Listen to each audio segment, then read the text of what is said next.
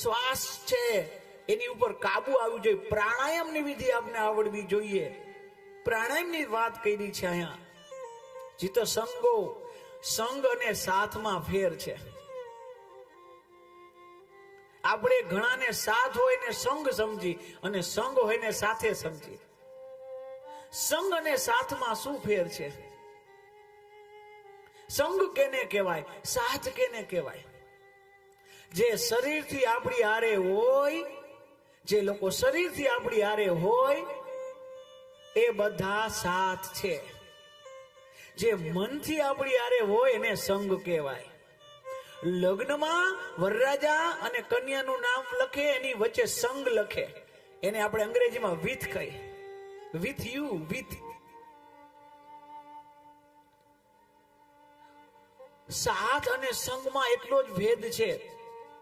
ભગવાન છે ને એને ભગવાન આપણા મનની નિકટતા લે, શરીરની નિકટતા નહીં. શરીરથી આપણે મંદિરમાં હોઈએ પણ મનથી ઘરે હોઈએ તો ભગવાન એની પૂજાનો સ્વીકાર ન કરે. શરીર કદાચ સંસારમાં રમતું હોય, મન ભગવાન માધવમાં રમે તો મનનો સ્વીકાર કરે. મનની નિકટતા ભગવાન જોવે છે. ભગવાન શરીર બેહે તો મન બેહે. પૂજામાં પાછું એવું છે, શરીર બેહે તો. ઘણાને એવો પ્રશ્ન હોય કે અમે પૂજામાં બેહીને તો એવા વિચાર આવે જ્યારે કોઈ દી નો આવવા જોઈએ એવા જ વિચાર અમને પૂજામાં આવે, તો કરું શું? શરીર બેસશે તો પૂજામાં મન બેસશે. શરીરને ક્રમે ક્રમે બેહાડતા શીખો.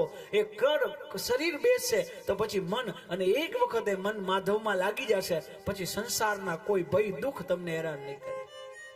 તો મનથી ભગવાન સાથે હોવું જોઈએ.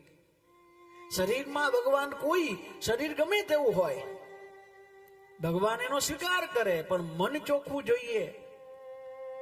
જો રામચરિત્ર માનસની અંદર